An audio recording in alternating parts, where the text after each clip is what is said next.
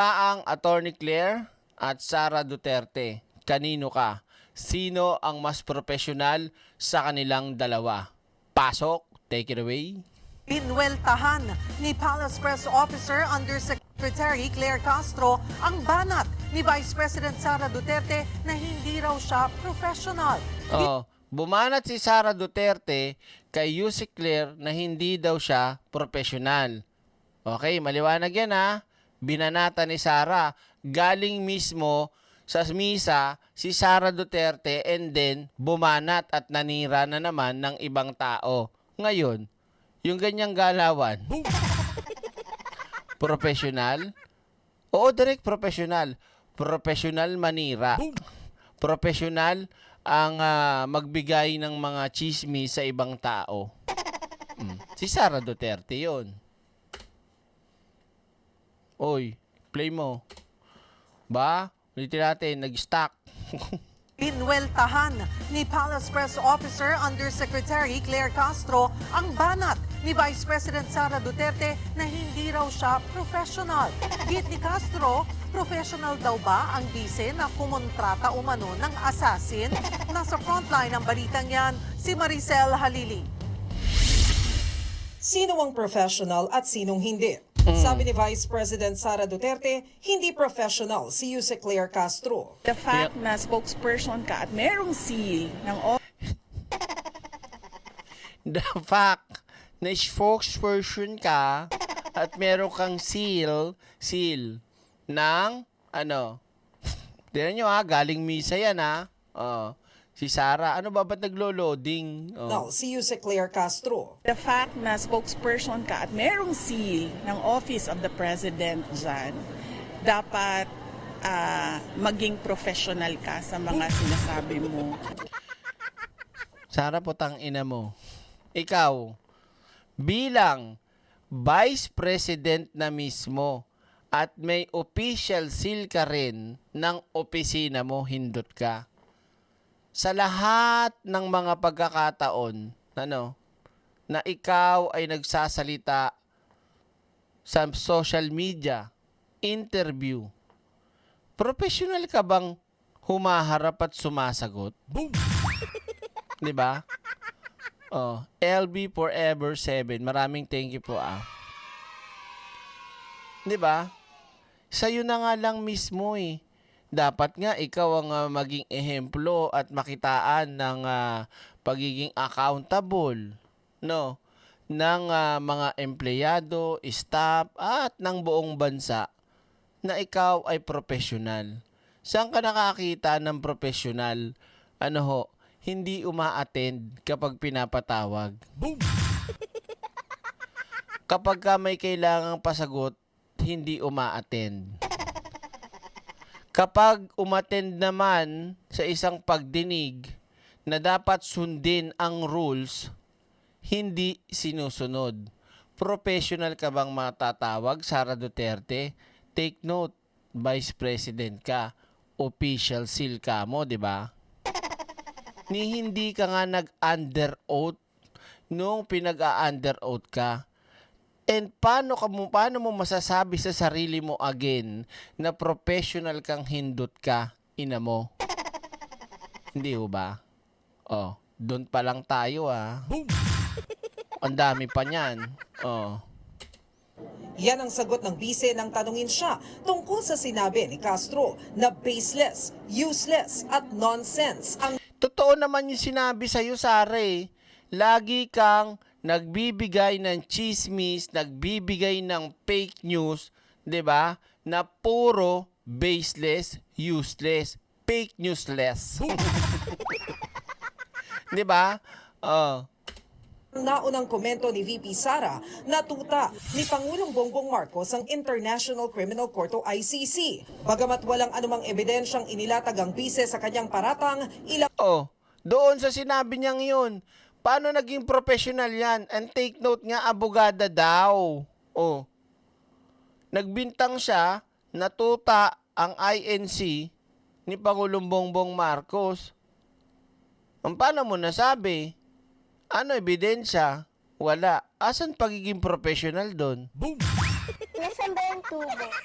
King inan to, bobo talaga, no? Kakagigil eh, no?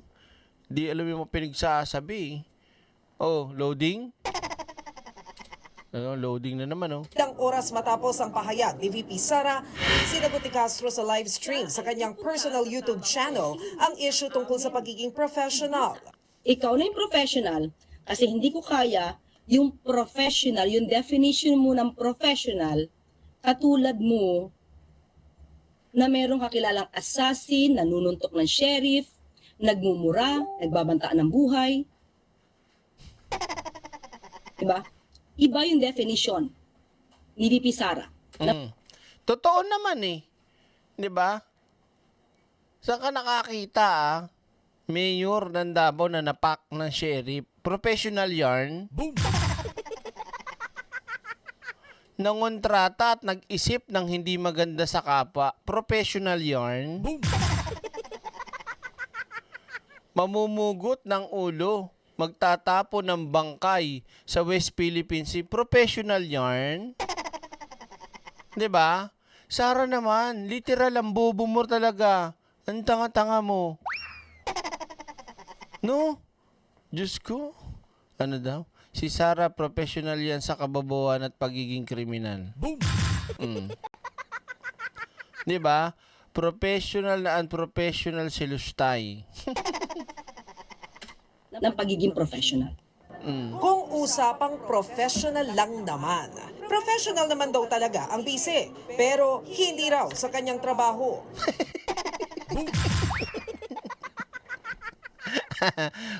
Kung pag-uusapan lang din naman, professional daw si Sara pero hindi sa trabaho. Saan na naman? Nako, yari ka na naman, si Claire. Dadagsain ka na naman ng mga dotae trolls niyan. Alam nyo, pag napanood na naman ni Sara to, magwawala na naman yun. Ano kaya babato nun? Diba? Malamang, nako, naiisip ko pa lang. Diba nga, sabi nga ni Digong, diba?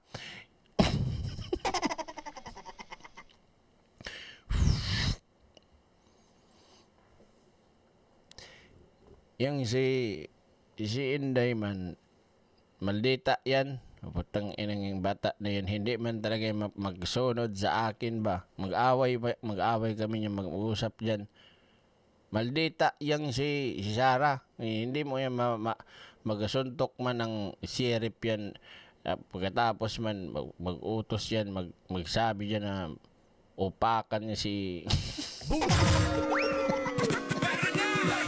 Subscribe na agad sa channel na laging Yeah, baby!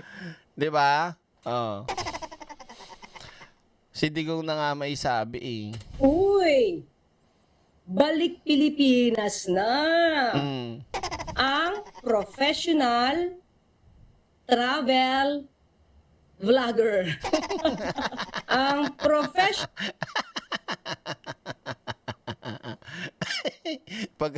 Pagkatapos magpalamig ng pepe ni Sara, diretso ng simbahan. Pagkatapos ng simbahan, yun, bumanat at nanira na naman. Professional talaga. Oh. professional, jet setter. Magwawala na naman si Sara nito. Talagang magagalit na naman yung hindot na yun. At bumabagyo, diretso sa Germany. Oh. At nanood ng concert ni Taylor Swift.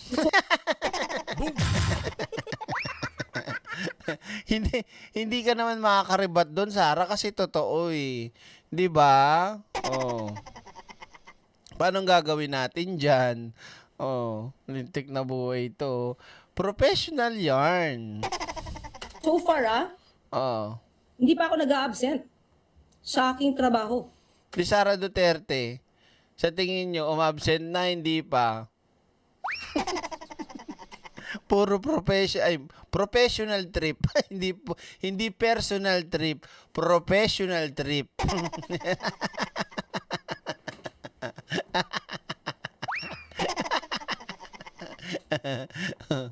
Bida ang saya.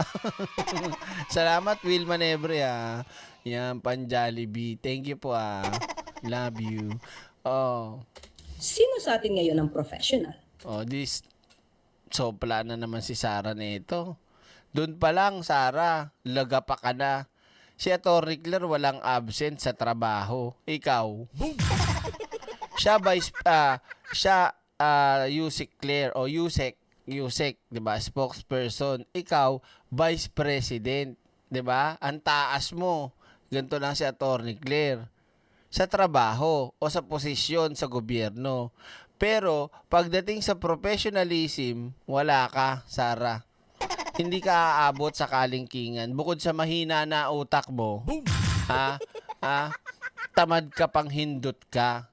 'Di ba? DJ Byron, ikaw mismo nakakita kung gaano kabising abala si Atty. Claire pagka tawag dito bilang isang PC o tawag dito undersecretary, 'di ba? Oh. Diba? Mm. Sa isang taon, ilan na naging biyahe mo? Lahat personal trips. 'Di ba? Oh, Sarah, ribat mo nga. Oh, saan ka professional sa paglalakwatsa? Saan ka professional sa paglustay ng pera? Saan ka professional sa pandaraya ng mga dokumento? Saan pa professional ka rin, Sarah, para magbigay ng suhol kasama at kalakip sa sobre ang pera? At saan ka pa unang-unang professional? Professional ka na magpakalat ng fake news. King ina mo, Sarah. 'Di ba? Galit ka pa kapag hindi agad na ibibigay yung travel authority mo. Kita mo? Maldita yan. Pautang. Oh. Demanding. Sinabi yan ni Castro sa kanyang social media account na merong disclaimer sa umpisa na nagsasabing ang pahayag niya ay hindi sumasalamin sa Office of the President. Sa video message naman ni Castro bilang Palace Press Officer, nagkomento siya sa pagiging professional. Ang tunay na professional ay nakikita sa gawa at hindi sa salita lamang. Ang isang leader na professional ay nananatili sa bansa upang mamuno, lalong-lalo na sa oras ng kalamidad. Sumusunod sa batas at Oh, sa pool na naman, Sarah, tad-tad ka na. Kung lahat na sinasabi ni Atty. Claire, bala ng butas-butas na yung katawan mo. Sa dami ng tama. Sa totoo lang, sa pool eh, di ba? Oh. Nag-stack up. hindi gumagamit ng dahas at humaharap sa mga akusasyon gamit ang malinaw na ebidensya sa halip na pag-iwas o paninira sa administrasyon. Professional din pala, Atty. Claire, si Sara Duterte sa Direk sa pag-iwas nga ng sagot at interview. Mama, ano masasama mo dito? Mama, dali, oh. No comment. Ma'am, ano masabi mo BP, ano masabi mo sa Paksilik? Paksilik? Pat professional din si Sara Duterte magnakaw ng mga lines ng mga sikat na mga ang tawag doon? Yung sa Bloodbath, yung ninakaw niya na lines kay paring William Ewan Kineme-Eme. Diyan magaling si Sara, magnakaw ng mga linya ng nasa libro, nasa kung saan man, sa movie, 'di ba? Ginagamit. Kakaya magaling magnakaw. Kumbaga sa flip top, ninanakaw yung mga bars. Paksilika, paksiw-sili. Yun pala yun. Oh. Tumutulong sa pag-unlad at hindi nagiging dahilan ng pagbagsak ng pamahalaan. Correct. Ulit. Kasi yan ang ugali ni Sara Duterte.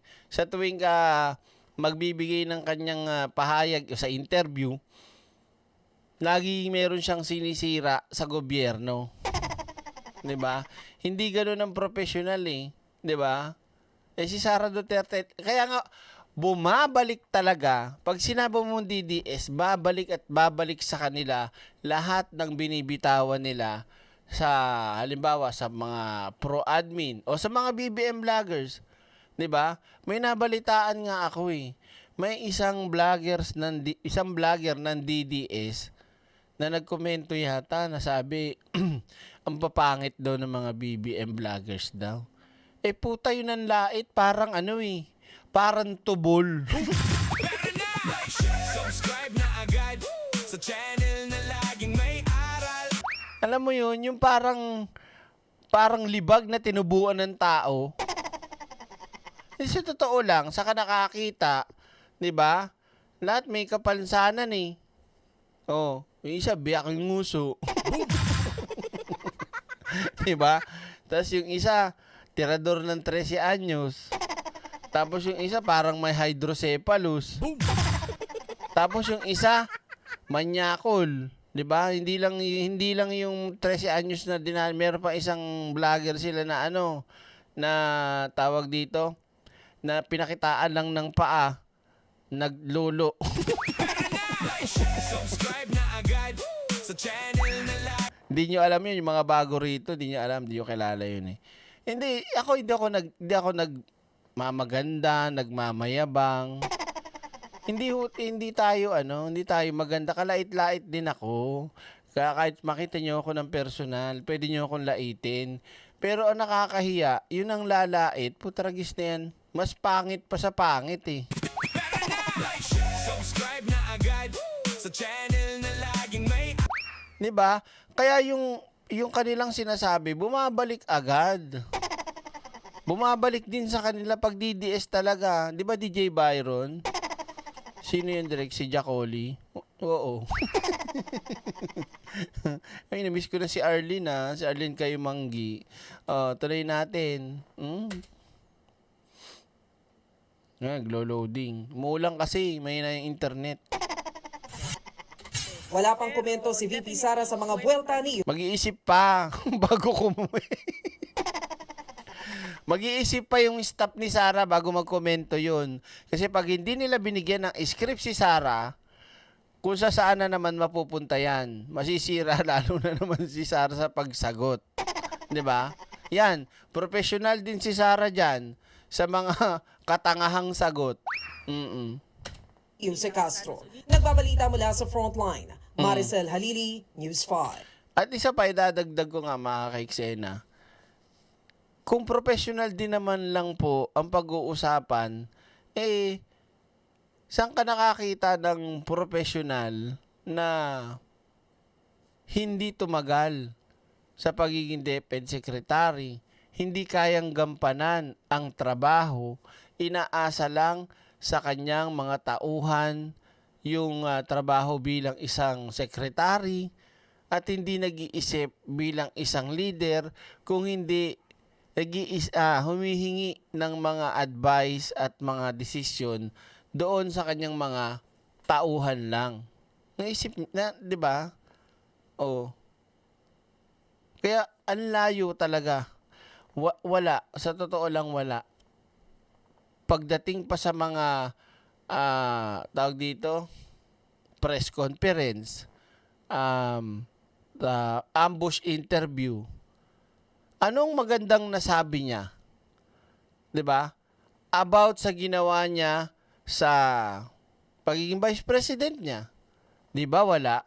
Laging ang isasagot at sinasabi niya kung hindi yung pangit na gobyerno, pangit na pamamalakad, yung mga ganun. Pero wala siyang masabi about doon sa mga pinagagawa niya bilang isang vice president at DepEd secretary dati.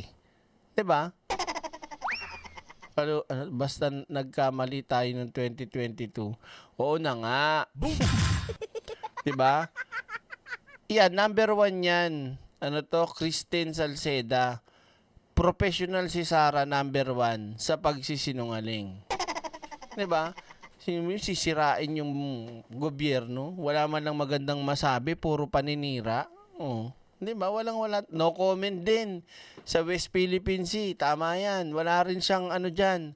Wala rin siyang kahit anong kaamor-amor para sa mga kababayan nating mangingisda at mga kasundaluhan na nagtatanggol at nagbabantay dyan sa Scarborough Shore, Scarborough Shore. At yung ating mga Philippine Navy, di ba? Wala siyang kaamor-amor dun sa mga yun. Din sabi mo, professional ka, makabayang ka, Sara, ina mo. 'Di ba? Tinakwil ako ng iba kong pamilya dahil sa pagtuligsa ko sa mga Duterte. Hayaan mo sila, kung doon sila masaya, magsama-sama lang tayo dito. Oo, ano daw? Wala na yan si Lustay sa mga university survey. Talaga? Yung makainday pag tinanong sila kung anong nagawa ni Sara, walang maisagot. Meron. Ano yung direct? Si Duterte, yung tatay. Subscribe na agad. Yun naman lagi ang ano nila, panlaban eh. Oo. Kayo, anong madagdagdag nyong dito kay Sara Duterte? 'Di ba? Wala. Sorry hindi talaga pasok sa banga para maging professional si Sara Duterte. Literal bilang leader, bilang ano ba? Yun na lang, bilang leader o bilang politikong tao. Wala. Bagsak si Sara. Tamo, iniiwan ng bansa, iniiwan ng kanyang trabaho para lang makapagpalamig ng pepe sa dahig. Subscribe na agad sa channel na laging may araw. Professional si Sara sa pagtatanim ng puno. Yeah, baby! Malinaw tayo dyan At syempre maraming salamat kay Attorney Claire. Mga kapatid, Okay? O comment ka pa sa bagay, parang nagsimula tayong nagkamali sa pinakamataas noong 2016, sumunod noong 2022, sa bagay ngayon nakikita natin lahat para di tayo uli magkamali sa 2028. Correct. Wait lang, ano to? Alam mo, sa may kutob talaga ako. Ano to? Alam mo, sa may kutob talaga ako na nilakad lang ang papeles niya ni Lustay, kaya naging abogado. Hindi ako naniniwala na nakapasa yan sa board exam sa pinakita niyang kahinaan. Ako yun din. Yun din ang ano ko, yun din ang feeling ko kay direct si Cheryl Cosim nangangalay na. Ay. Subscribe na agad sa channel na laging Direct ano yun muna si Cheryl Cosim nangangalay na Yung panga niya baka mag-lockjaw. Ito na nga. Ito na, alisin natin. Wata kay yan na lang. Ayan.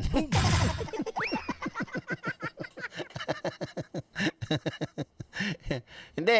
Totoo. Hindi na naiisip ko talaga. At syempre, dahil ang pangalan niya Duterte, tatay niya presidente, di ba? Or kung hindi pa man presidente, tatay niya, yung nag-aaral siya.